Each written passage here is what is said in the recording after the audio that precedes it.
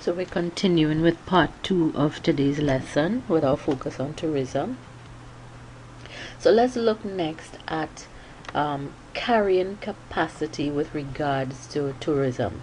So we're looking at a definition of tourism carrying capacity, and it is defined as the number of people who can use a site without an unacceptable alteration in the physical environment and without an unacceptable decline in the quality of the experience gained by visitors.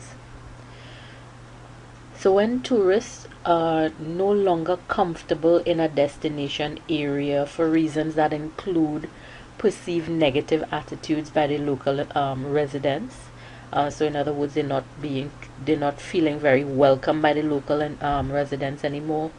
You can actually have crowding, too many people in the area, too many tourists. Or if there is evident deterioration in the environment, then we can actually see that the carrying capacity of the area has been exceeded for tourism. So we can have, so where we have rising levels of outdoor recreation activity, so we have more people, a variety of outdoor activities, all of this coupled with increased diversity in the different types of user groups, different types of tourist groups coming into the area.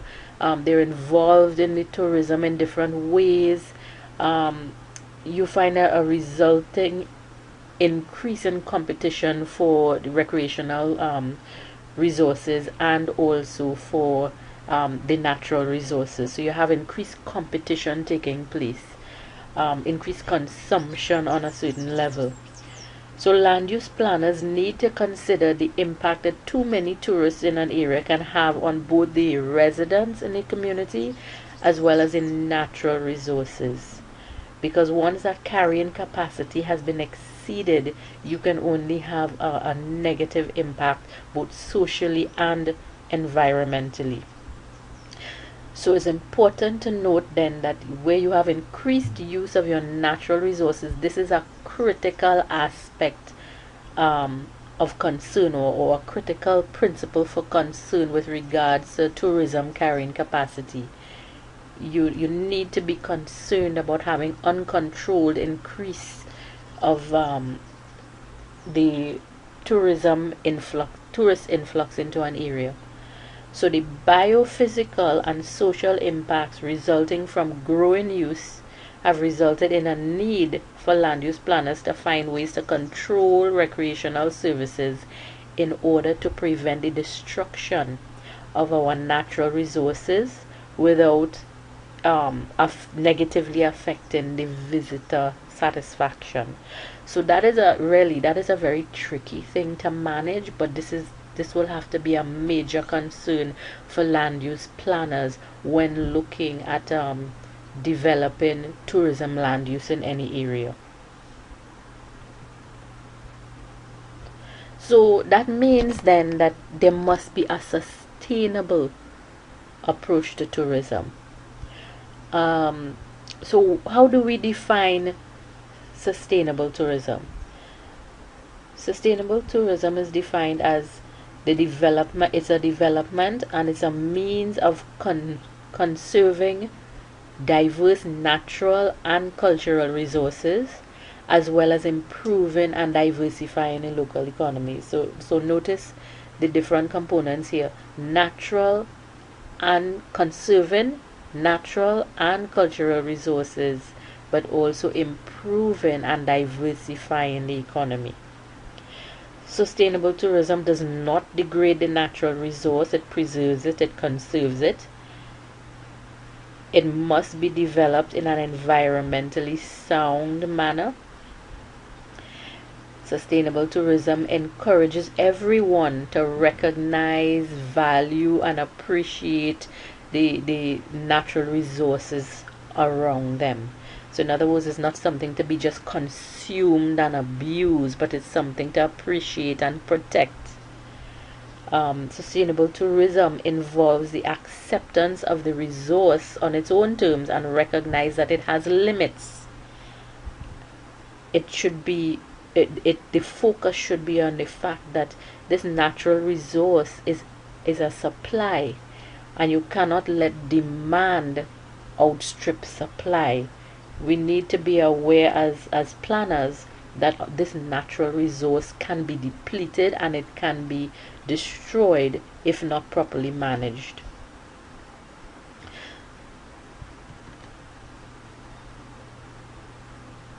Sustainable tourism should promote moral and ethical responsibilities of all the parties involved. It should address the behaviors of these various parties towards both the natural and the cultural environment. So all the stakeholders involved in the tourism development process, they must understand that they have responsibilities both to the environment and to the community needs. Sustainable tourism should provide first-hand participatory and enlightening experience. In other words, all those involved must have an immersive learning experience to really understand and appreciate the intricacies of the different environments, as we mentioned, both the natural environment and the cultural environment.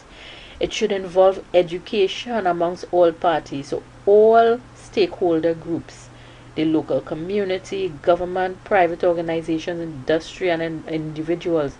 They must all be educated to have that knowledge, and as we mentioned before, that experience to appreciate the importance and also the vulnerability of the natural environment and the cultural environment. It should sustainable tourism should provide long-term benefits. So the resource should benefit by being properly and wisely conserved.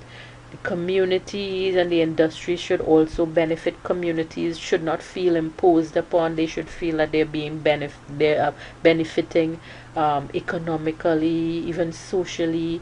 Industries that have come in, business organizations that have come in should also feel that they are benefiting, since their goal will tend to be economic and financial in focus. And sustainable tourism should also promote understanding and involve partnerships amongst all the stakeholders. So there must be understanding, there must be cooperation amongst all of those involved. Let us look briefly at the tourism profile for both Trinidad and Tobago. So we all know that Trinidad and Tobago, we are two-island nation state.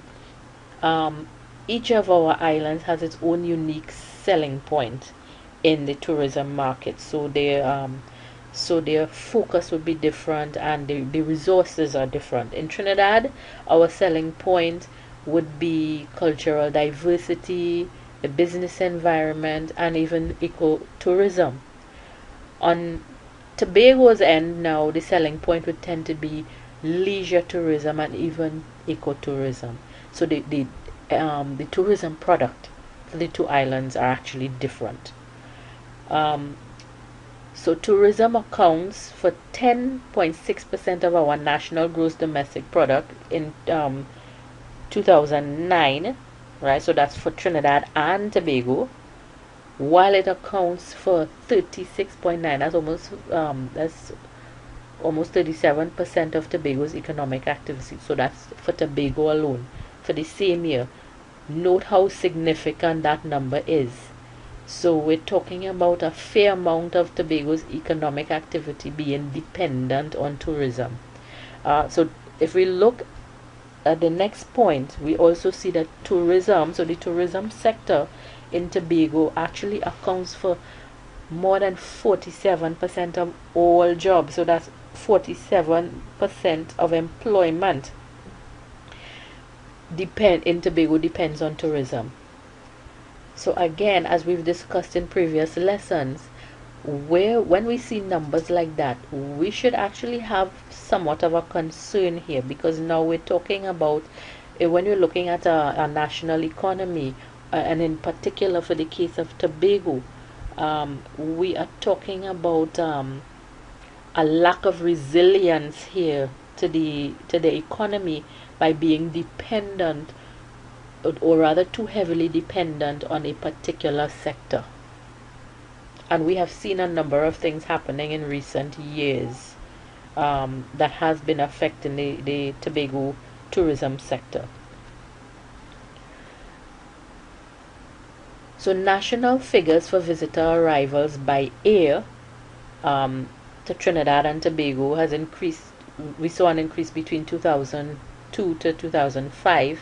Then we saw a gradual decline in 2006. Cruise ship arrivals for Tobago increased in that same period, 2005 to 2006, with a downward interruption in 2007. Then it began to increase again in 2008. Now, what I want you to note from all of those figures is really the volatility, of the tourism industry, because what you find is you will find these kinds of fluctuation in tourism arrivals that can happen as a result of many different things. It could be the global economic conditions. It could be the image of Trinidad and Tobago based on internal issues that are going on here in Trinidad. For example, we have had increasing problems in recent years with criminal activity. All of these things can actually contribute to volatility in the tourism industry. So Tobago is a popular vacation destination for Trinidadians as well. We find that many Trinidadians, as much as 59%, would depend on ferry travel to Tobago, 41% by air. And we know in recent times, again, from 2017 to so far this year to 2018, we find that because of that dependence on the ferry and even air, we've had a lot of trouble with our sea bridge in recent years, and that has significantly impacted tourism in Tobago as well, even from the local travel. So travel and tourism for Trinidad and Tobago accounts for as much as 14.7% of all employment for both Trinidad and Tobago. So what are the issues and challenges that we really face? We summarize them here. Collaboration and communication amongst major stakeholders have been very limited. So many of the things that we talked about in the past, in the earlier part of this lecture, where we talked about the evolution of tourism in any community, as well as the irritation index. We know Trinidad and Tobago, especially here in Trinidad, we have culturally never really had a positive attitude towards tourism, and that has contributed negatively to our ability to grow. Additionally, as I said, we find that the major stakeholders, we're talking about, for example, government, communities, business people, the communication has not really been productive in terms of moving tourism development forward. We also know we've had difficulties with environmental degradation. Again, as we mentioned before, the case of Bucco Reef in Tobago, we have seen how tourism has actually continued to destroy that natural resource. Tourism education, training, and awareness in Trinidad and Tobago has also been very limited. So very little effort and investment has been put into that in Trinidad and Tobago. A local community involvement has also been limited. Local community involvement has been predominantly in the form of provision of labor. But what about all the other aspects, opportunities for involvement of the community? For example, in terms of education, educating all the stakeholders, participation in the planning process, etc. Infrastructure has also been inadequate, particularly when we look at rural areas. For example, you will find poor road conditions, limited or inadequate water and electricity supplies in these areas, these rural areas that would probably be more attractive to tourism development. The absence of or the lack of ICT infrastructure, and as mentioned before, the difficulties that we in Trinidad and Tobago have had in recent years regarding our air and in particular our sea access. So we have weaknesses in the air and sea bridge connections between the two islands. Additionally, marketing and promotion of our tourism product here in Trinidad and Tobago, we know for years that has been always lacking. When you compare the efforts that we have put out there compared to our Caribbean neighbors, we have always been far behind. The quality and numbers of tourism accommodation establishment has been limited in Trinidad and Tobago. When you look at the numbers of hotel rooms we have available, that has been limited. Adequate funding for investment in tourism and the tourism development. Again, we see how many of the different things that are needed to develop the tourism product has been poorly funded. Socio-cultural impacts also a problem. As I mentioned before, Trinidad and Tobago has traditionally not been welcoming to visitors. So you find that Trinidad and Tobago would not really be an attractive tourism products as well as a result of that.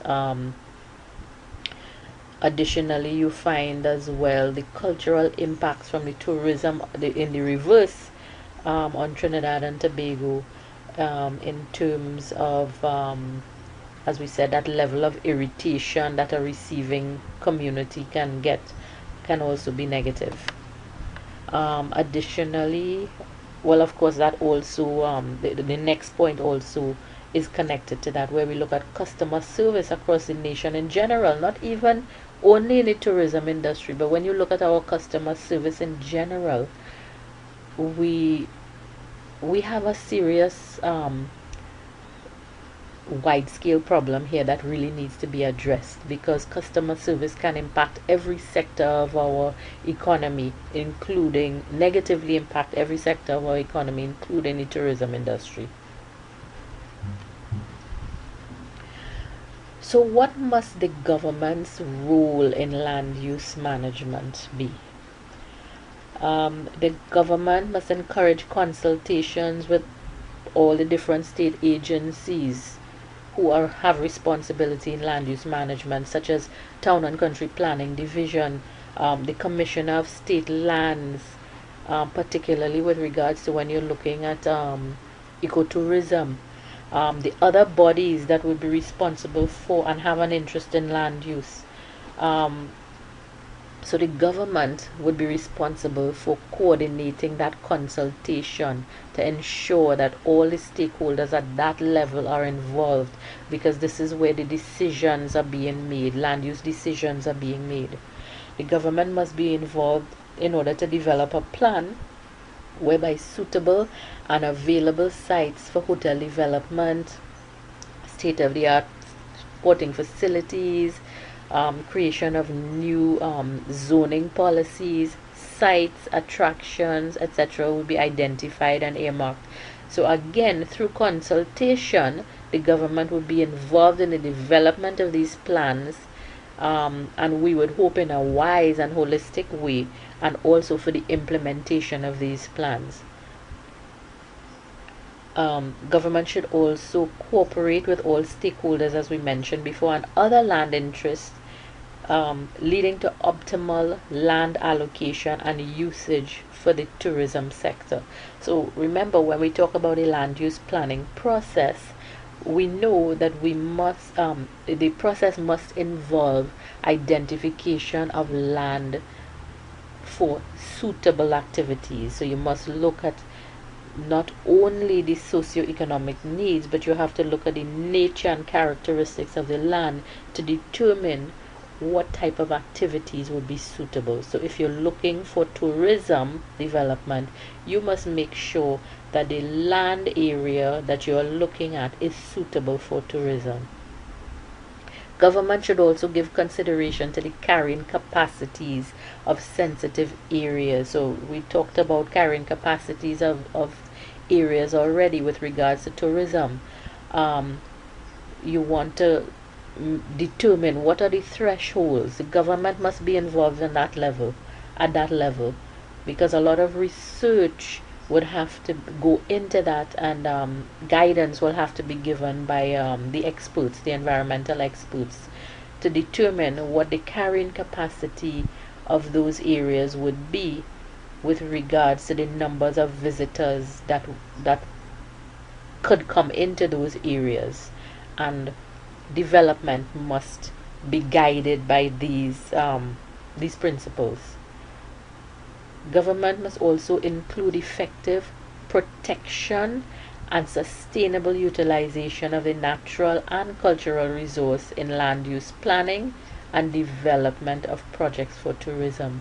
So, as mentioned before, the land use planning process for tourism must be very holistic. So even the tourism activities must be designed and established in such a way that it must be a symbiotic relationship between the tourism activities and your natural environment, where the different parties could be receiving and benefiting from each other without creating damage and imposing on each other in a negative way.